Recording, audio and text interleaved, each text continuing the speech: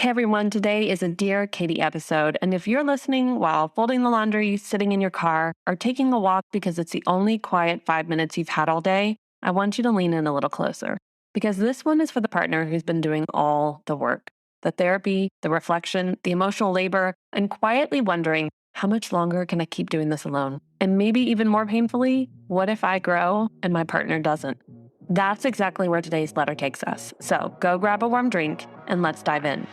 Welcome to Relationship Reset, a podcast for high-achieving couples who've been together for over a decade and don't want to feel like roommates anymore. I'm Katie Russler, relationship strategist and couples counselor with almost 20 years of experience helping ambitious couples reconnect, strengthen communication, and turn their relationship into the best part of their success story. This podcast is about using practical tools and a lot of real talk to help you understand your patterns, stop feeling stuck and discouraged, and start working on your relationship in ways that actually fit your busy life. Because your relationship shouldn't be the cost of your success, it should be the best part of it. So let's dive in. I'm going to read her letter today because her words really matter. I know so many of you will hear your own story in this. Dear Katie, my husband and I have been together for 10 years and we have 2 children. He has always been the more lonely, introspective type, and before kids, I chalk that up to being his personality. However, all the pressures that came with parenthood accentuated his states of sadness and withdrawal. During my second pregnancy, he was diagnosed with depression, but he didn't seek help for another 3 years. About 2 years ago, we reached a breaking point where I gave him an ultimatum, therapy or separation, as his untreated depression was taking a serious toll on everybody. His periods of emotional withdrawal and stonewalling had become unbearable. It took another year for us to start couples therapy, where he was diagnosed with depression again. He has likely been living with lifelong functional depression. This was followed by a short period of individual therapy for him. I could see some positive changes, but then he gave up therapy again a few months ago. Needless to say, I'm carrying the bulk of the mental load and family life, while we both work full-time. He's a loving dad, but he's not as emotionally present as he thinks he is. He carries a lot of transgenerational and individual suffering, and that transpires into our family life in big ways. He still thinks he doesn't need therapy or self-work, and that this is just life, that life is meant to be hard. I've been doing individual therapy and coaching for about 8 years now. I've slowly become better at taking care of myself, but I'm far from the place where I want to be, both in my relationship with my husband and in my relationship with myself. What is in my control in this situation, and what can I still do to inspire my husband to do the work and return to therapy? Sincerely, still hopeful. This is a lot. You're talking about mental health, emotional health, and generational issues while trying to be in partnership with this individual and raise their kids. And I can understand completely why you feel this heaviness each day, carrying it all. Now, I want to start here. If you see yourself in Still Hopeful's letter, and Still Hopeful if you're listening, you are not weak for staying. It is not a problem that you are staying. You're not wrong for being exhausted as well. This is one of the hardest relationship dynamics I see, especially in high-achieving couples, because usually one partner is doing the inner work, managing the emotional climate, and holding the family system together, while the other partner is in survival mode.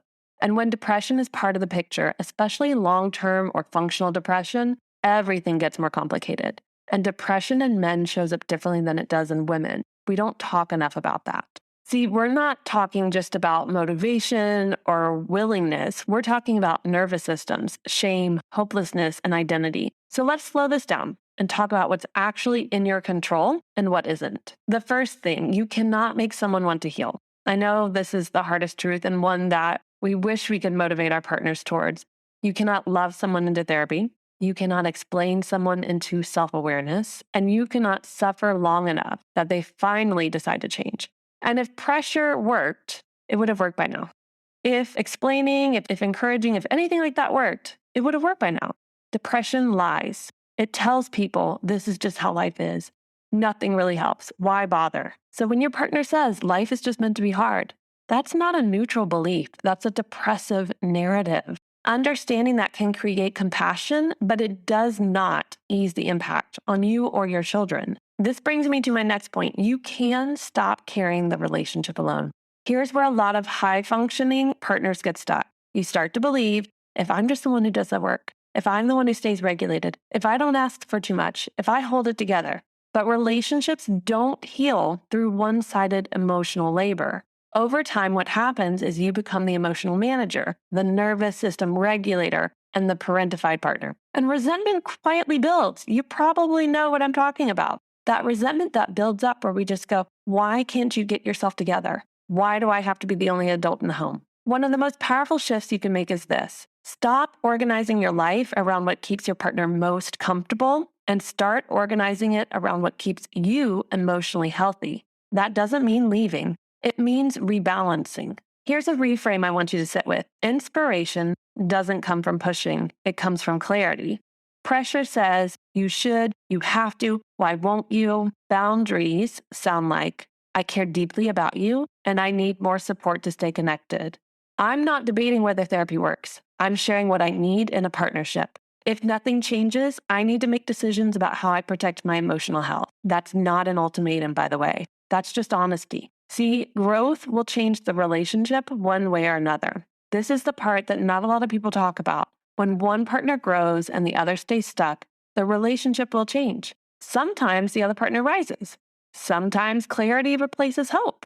Your job is not to stop growing to preserve the relationship. Your job is to stay in integrity with yourself and notice what that reveals. I often tell my clients who are in your situation, show up each day as best you can as the person you want to be in your ideal relationship. Because if the relationship doesn't work and you need to step away from it, you will know that you really showed up in the best way you could. You were the lighthouse, not a tugboat. So let's get really practical on this. The first tip I want to give you is to practice this sentence. I care about you, and the way things are right now isn't sustainable for me. Say it once. Don't defend, don't over-explain. Just that sentence. If he responds, great. If he doesn't, you've said it, step away. You're going to be planting the seeds for letting him know there are boundaries around what you're going to be willing to take from here on out. The next tip is stop making therapy the only measure of his effort. Instead, ask, is there accountability? Is there emotional availability? Is there follow-through? If those are missing, therapy isn't the real issue. The third tip, strengthen your own support system. You're not meant to carry this alone. You're doing the personal work, but you also need to make sure you have the support system around you, friends, family, a system that's able to walk beside you through this. Your resilience depends on being seen too, right? You need to have that support. So here's your homework, and I want you to actually do it, okay? Get out a sheet of paper, draw a line down the middle. These are your two columns. One column is what's not in your control. One of those things would be his willingness. Another, his timeline. A third, his choices, right? Keep going down that list. The other column, in my control. First one, how I communicate, right? Like what I say, how I say it. Second, what I tolerate, what boundaries I keep up or don't. Third, how I care for myself. These are just examples, so throw in what you want to. But a fourth I would put is how I model for my children. Right? I can control how I role model, how to handle situations like this for my children. Circle one thing in that second column of what you can control you're committing to shift this month. Just one, because you need to be able to focus all in on the thing that you really want to start to feel more of a sense of control over. Okay, still hopeful. Hope isn't the problem. Hope without boundaries is. So be really clear on what your boundaries are and start to create a life that works for you emotionally. Not just walking on eggshells around him or feeling like you have to shift everything so that you and your kids can live in the life that he's creating. And if you're listening and this really hits home and you want some support, figuring out what's yours to carry and what isn't, I invite you to book a relationship game plan call with me. It doesn't have to involve both of you. If only one of you is able to show up, we can still talk about a game plan for your relationship where we get really clear, grounded, and honest about what your next steps are. And you know what? I bet all of us know somebody who needs to hear this episode. Make sure you send it to them. These tips are really going to help you start to feel, one, a sense of control, and two, understanding what boundaries you can start to set up that help you to feel like you're living your life too, not just walking in the shadow of your partners. Okay, everyone, I'll see you next week. Before you go, I want to leave you with this. The effort you put into your relationship is one of the most important investments you'll ever make. How you communicate and grow together shapes your home, your leadership, and the example you set for the people around you.